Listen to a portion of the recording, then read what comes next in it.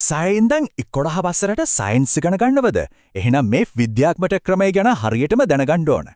මුලින්ම බලමු විභාග වාර්තාවලින් පේන ඇත්තම තත්ත්වය මොකක්ද කියලා. දත්තේ පෙන්වන්න විදියට සමහර ප්‍රශ්නවල සාර්ථකත්වය 16% තරම් අඩු මට්ටමකයි තියෙන්නේ. හැබැයි කලබල වෙන්න දෙයක් නැහැ. මේ ලකුණු වැඩි කලගන්න පුළුවන් සරල ඒත් හරිව ප්‍රබල ක්‍රමයක් තියෙනවා. පළවෙනිම දේ කටපාඩම් කරන එක නෙමෙයි. වැදගත්ම දේ තමයි සංකල්ප හරියටම තේරුම් ගන්න එක. ඒ කියන්නේ නිර්වචනයක් කියනවට වඩා දෙයක් වෙන්නේ කොහොමද? ඇයි කියන පැහැදිලි කරන්න පුළුවන් වෙන්න ඕනේ. විද්‍යාව විෂය නිර්දේශී අරමුණත් මේකමයි. ඇත්තරම අවබෝධයක් ඇති කරන එක. දෙවලි පියවර තමයි විද්‍යාව මනසින් මවා ගන්න එක. ගොඩක් දෙනෙක්ට මගහැරෙන්නේ මෙතන තමයි. විශේෂඥයන් පවා කියනවා හොඳ රූප සටහනක් කියන්නේ අමතර දෙයක් නෙමෙයි. ඒකමයි පිළිතුර.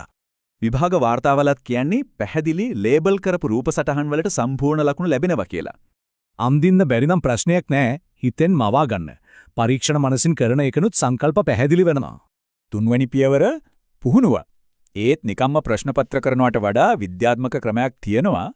මේකට කියන්නේ ඇක්ටිව් රීකෝල්. මේකෙන් වෙන්නේ තොරතුරු බලෙන් මතක් කරවලා මතකයේ ශක්තිමත් කරන එක.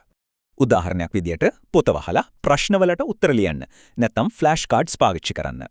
හතරවෙනි පියවරෙන් ඉගෙනගත්ත දේවල් මතකයේ තියාගන්න පුළුවන්. අමතක වෙන එකට මේක තමයි විසඳුම. දවසට විනාඩි 10ක් 15ක් වගේ පොඩි වෙලාවක් ඇති. ඒත් ඒකෙන් ලැබෙන ප්‍රතිඵලය ගොඩක් ලොකුයි. මේකට කියන්නේ ස්පේස්ඩ් රෙපිටිෂන්.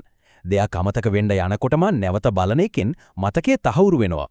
මේවට අමතරව කරුණ විතරක් තියෙන කෙටි සටහන්, අධ්‍යාපනික වීඩියෝස් වගේ දේවලුත් උදව් වෙනවා. හරි. එහෙනම් අපි මේ බලවත් ක්‍රම ඔක්කොම එකතු කරලා සරල සූත්‍රයක් හදාගමු. පළවෙනියට තේරුම් ගන්න. දෙවනුව අඳින්න. තුන්වෙනුවට පුහුණු වෙන්න. හතරවෙනුවට නැවත බලන්න. ඉතින් මේ පියවර 4 අනුගමනය කරොත් විද්‍යාව ජය ගැනීම හිතනවට වඩා ගොඩක් පහසු වේවි.